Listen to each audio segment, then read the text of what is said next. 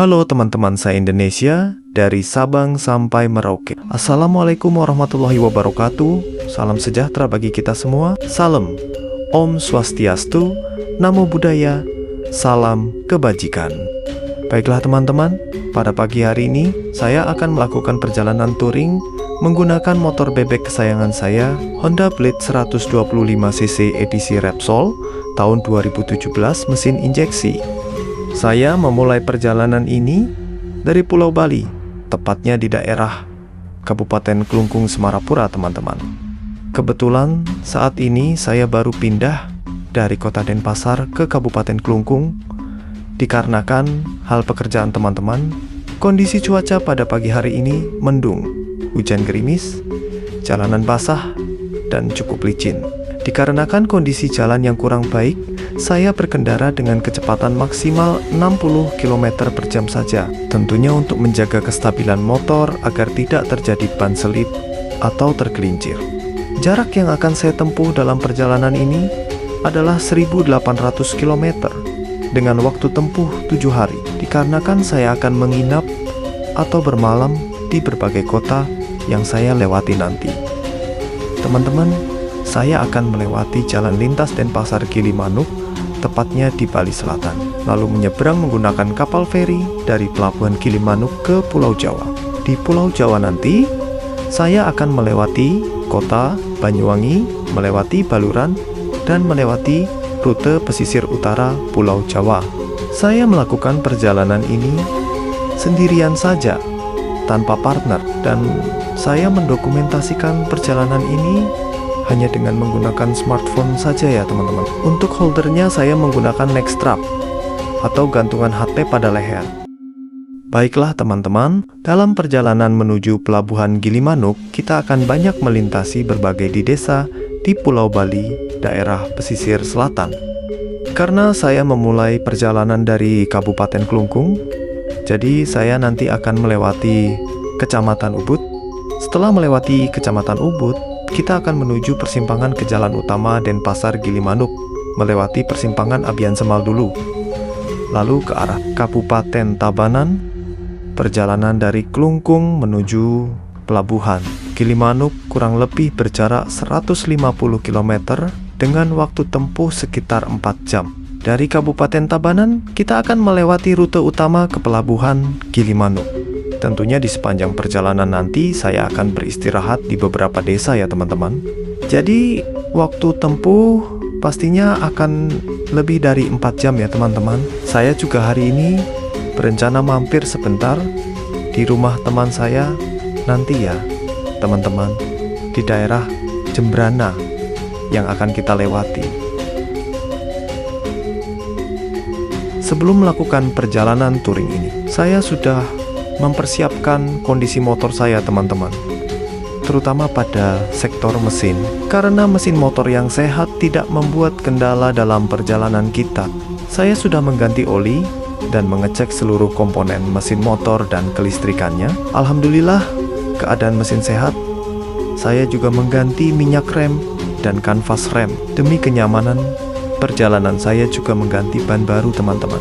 Perjalanan yang cukup jauh ini mengharuskan kita mempersiapkan motor sebaik mungkin ya teman-teman. Keselamatan dan keamanan adalah prioritas utama kita dalam melakukan perjalanan jauh teman-teman. Terlihat kondisi jalanan di sini berlubang teman-teman. Jalan aspal di Indonesia kebanyakan cepat rusak karena kombinasi faktor cuaca, beban kendaraan berlebih, dan cara pengerjaan atau standar operasional prosedur yang kurang baik ya teman-teman. Indonesia memiliki curah hujan cukup tinggi dan iklim yang cukup panas. Faktor cuaca ekstrem ini juga menjadi hal mengapa jalanan Indonesia cepat rusak ya teman-teman.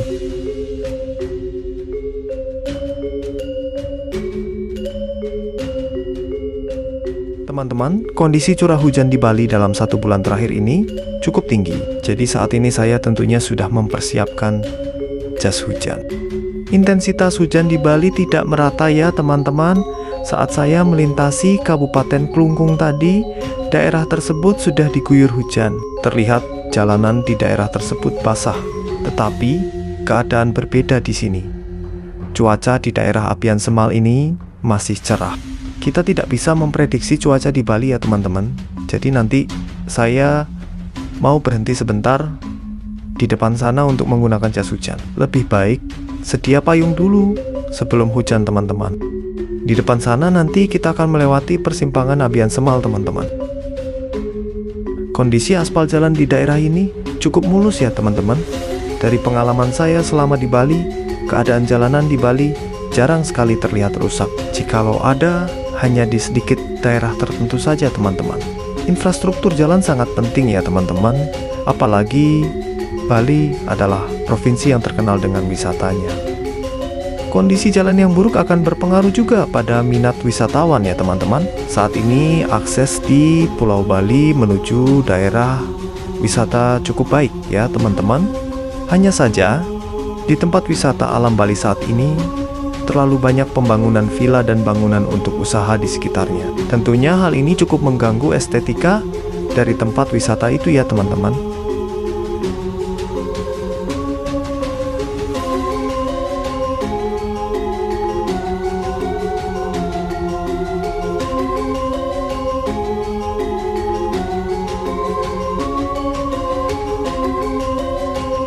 Baiklah teman-teman, saat ini posisi saya sudah di persimpangan Jalan Abian Semal.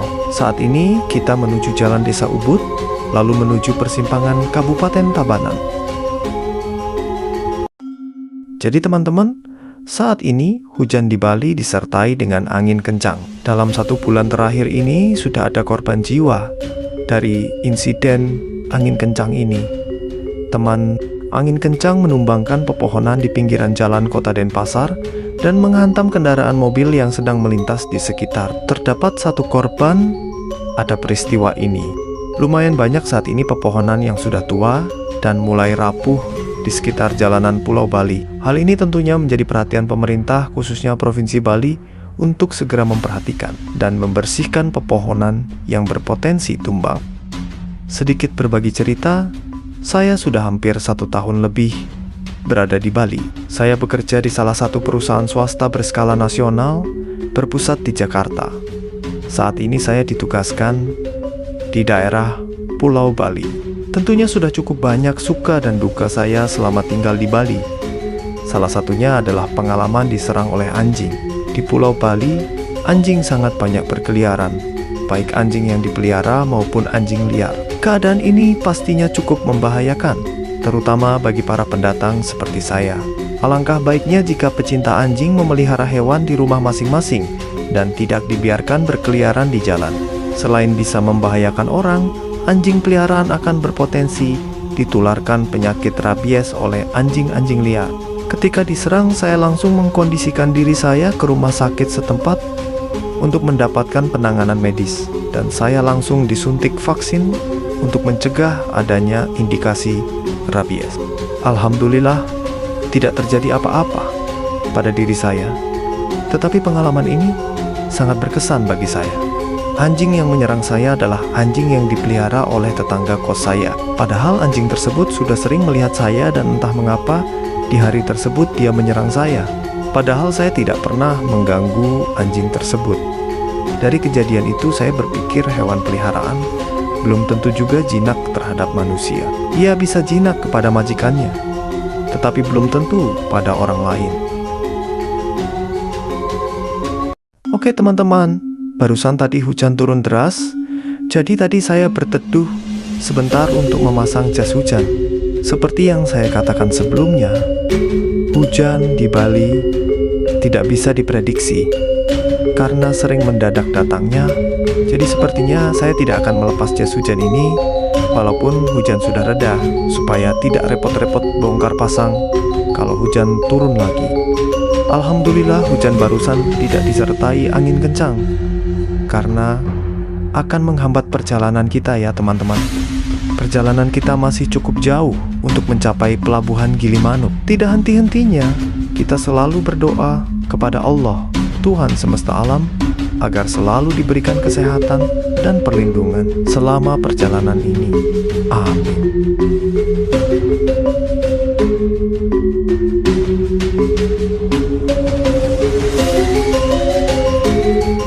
Baiklah, teman-teman, saat ini saya sudah berada di Kabupaten Tabanan, tepatnya di Jalan Lintas Denpasar, Gilimanuk. Keadaan cuaca di sini juga hujan. Tapi sekarang hujannya sudah tidak terlalu deras lagi. Jadi saya masih bisa melanjutkan perjalanan ini. Kondisi cuaca dengan curah hujan yang tinggi seperti ini membuat kita bisa terkena flu. Sebelum pergi tadi, saya sudah mengkonsumsi jamu untuk daya tahan tubuh kita, teman-teman. Mohon maaf teman-teman, kamera terlihat sedikit buram dikarenakan terkena cipratan air dari kendaraan yang melintas. Saya masih konsisten dengan kecepatan maksimal 60 km per jam karena masih berisiko untuk berkendara lebih cepat dalam keadaan jalan basah seperti ini.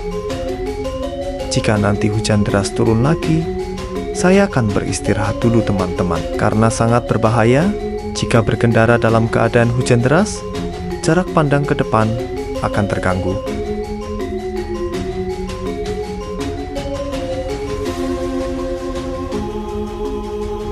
Hujannya sudah mulai reda teman-teman, tapi masih mendung, masih banyak daerah yang akan kita lalui.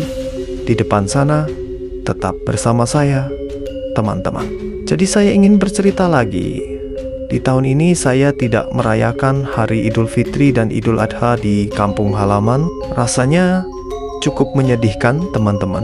Sebelumnya tapi saya sudah merencanakan untuk mengambil cuti setelah Hari Raya Idul Adha, dan alhamdulillah pengajuan cuti diterima oleh perusahaan. Jadi saya manfaatkan untuk pulang kampung sekalian bisa touring motor seperti ini teman-teman. Kebetulan cutinya cukup lama juga ya teman-teman. Banyak hal yang saya rasakan selama 1 tahun di Bali. Saya merasakan bagaimana syahdunya pada saat Hari Raya Nyepi di Bali. Banyak pertunjukan budaya dan adat Bali yang saya lihat, seperti acara ogoh-ogoh, acara purnama, dan lain-lain. Saya juga cukup banyak mendapatkan teman di Bali. Dari pertemanan ini saya belajar bahasa Bali, budaya, dan keseharian orang asli Bali. Masyarakat Bali masih menjunjung tinggi nilai-nilai spiritual yang kuat. Adat istiadat dan budaya dari leluhur selalu dijaga kelestariannya oleh masyarakat Bali. Toleransi antar umat beragama juga sangat baik di Pulau Bali. Hal ini yang menunjukkan identitas kita sebagai bangsa Indonesia yang memiliki semboyan Bhinneka Tunggal Ika, berbeda tetap satu.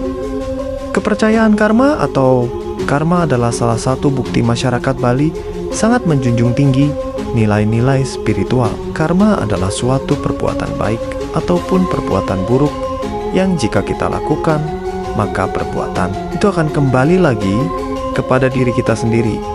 Jadi semacam balasan dari perbuatan yang kita lakukan. Tentu hal ini banyak membuat masyarakat Bali sangat takut jika melakukan perbuatan jahat, karena keyakinan mereka terhadap hal tersebut sangatlah besar. Ini adalah sisi positif dan sangat baik dari masyarakat Pulau Bali yang bisa kita contoh. Kita saat ini memasuki desa Mengui. Di depan sana nanti kita akan menuju desa Bantas teman-teman. Terlihat saat ini keadaan lalu lintas tidak terlalu padat, karena biasanya rute ini sering macet dikarenakan padatnya kendaraan berlalu lalang di jalan ini. Saya juga cukup sering melintasi jalan ini. Biasanya kemacetan terjadi dikarenakan ada insiden kecelakaan. Dalam 1 tahun terakhir ini, tingkat kecelakaan di Bali cukup tinggi, terutama di jalan lintas Ida Bagus Mantra, rute yang menghubungkan berbagai kabupaten di kota Bali. Kesadaran menggunakan helm saat berkendara sangat rendah di Pulau Bali. Hal ini tentunya sangat fatal apabila terjadi kecelakaan. Kemudahan menyewa kendaraan bermotor di Bali membuat warga negara asing banyak sekali berkendara di Bali. Mereka berkendara tanpa mengikuti aturan berlalu lintas, tidak menggunakan helm, berboncengan melebihi kapasitas, dan mengendarai motor secara ugal-ugalan. Dan sering ditemui cukup banyak warga negara asing yang belum mahir mengendarai sepeda motor di Pulau Bali. Hal ini sangat mengkhawatirkan karena dapat berdampak buruk bagi sesama pengguna jalan. Saya sendiri pernah mengalami dampak dari bobroknya warga negara asing berkendara di Bali. Saat pulang bekerja, motor saya pernah diserempet oleh warga negara asing yang berkendara sepeda motor secara ugal-ugalan di jalan. Alhamdulillah tidak terjadi luka serius pada tubuh saya. Hal ini menjadi pelajaran bagi saya untuk lebih waspada ketika melihat warga negara asing berkendara di dekat saya.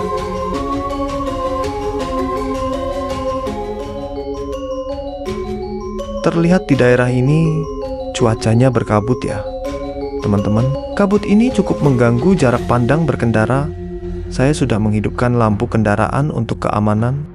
Kabut yang tebal sudah sering terjadi di Bali dalam 1 bulan terakhir ini. Banyak faktor penyebab kabut. Salah satunya adalah suhu udara yang dingin, membuat udara di dekat tanah menjadi ikut mendingin. Karena intensitas curah hujan yang tinggi di Bali, kabut sering terjadi pada pagi hari dan sore atau malam hari. Tetapi kabut ini bukan pencemaran lingkungan karena kebakaran hutan, teman-teman, masih dalam kategori normal. Seperti di kampung halaman saya di Pulau Sumatera, bukan karena tanah yang mendingin, tetapi kabut terjadi karena asap dari kebakaran hutan.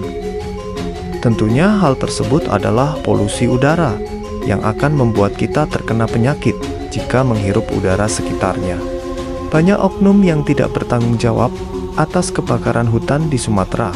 Pembukaan lahan hutan dengan cara membakar akan merusak ekosistem alam dan juga membahayakan untuk manusia itu sendiri.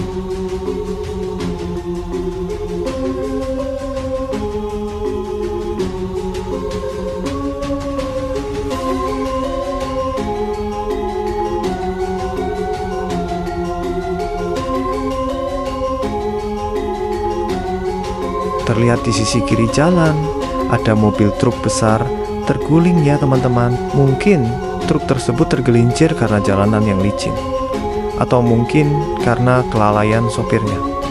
Kejadian truk terguling ini cukup sering terjadi di jalan lintas provinsi seperti yang sedang kita lewati ini. Faktor seringnya terjadi kecelakaan adalah karena berkendara dalam keadaan lelah atau mengantuk. Selain itu, menggunakan handphone pada saat berkendara juga sangat berbahaya sekali dan juga sering menjadi faktor kecelakaan.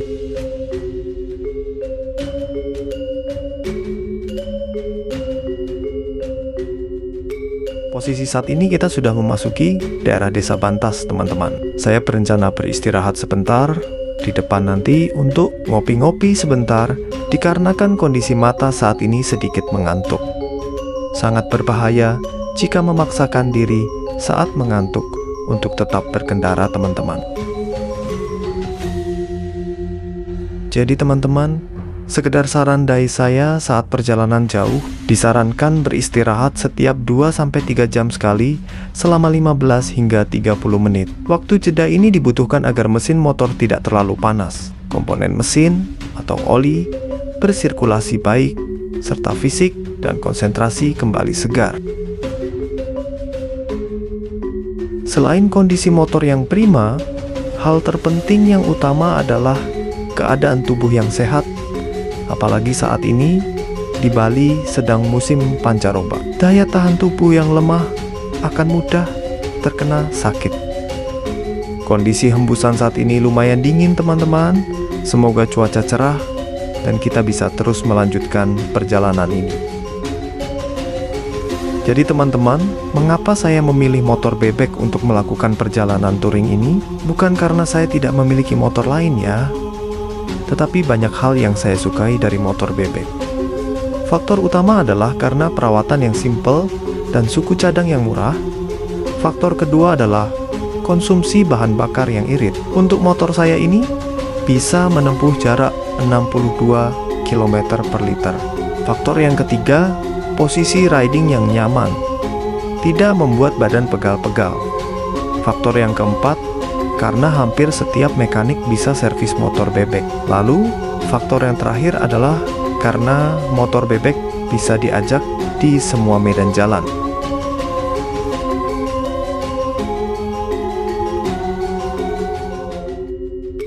Jadi itulah alasan saya memilih motor bebek, teman-teman.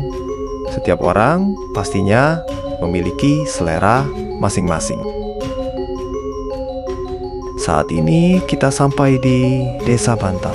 Sudah 50 km perjalanan kita hari ini dari Kabupaten Klungkung. Masih ada kurang lebih estimasi 3 jam lagi untuk sampai di Pelabuhan Gilimanuk, teman-teman. Buat teman-teman dari Sabang sampai Merauke dimanapun kalian berada, jika kalian menyukai video ini, silakan like dan subscribe ya.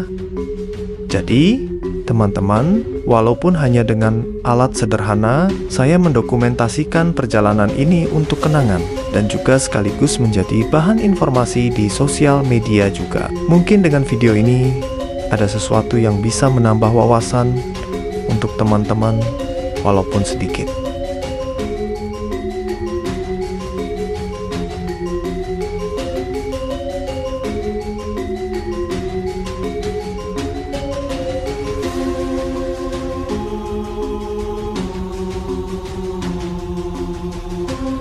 Dalam perjalanan ini, saya tidak menggunakan Google Maps, teman-teman, karena saya sudah cukup sering melintasi rute ini. Dulu saya sering menggunakan motor menuju Banyuwangi, tetapi saya tidak pernah mendokumentasikan perjalanan saya. Kali ini, saya mendokumentasikan untuk memberikan informasi kepada teman-teman, khususnya yang belum pernah melakukan perjalanan ke Bali menggunakan transportasi darat. Selain itu, ini adalah perjalanan touring terjauh saya selama ini, berjarak 1.800 km. Dari saya masih bersekolah di bangku SMA. Saya sudah menyukai perjalanan touring menggunakan motor seperti ini. Tetapi, perjalanan saya masih di dalam Pulau Sumatera saja. Dan pada waktu itu saya belum ada device untuk merekam aktivitas perjalanan. Karena di masa itu, teknologi masih belum maju seperti sekarang.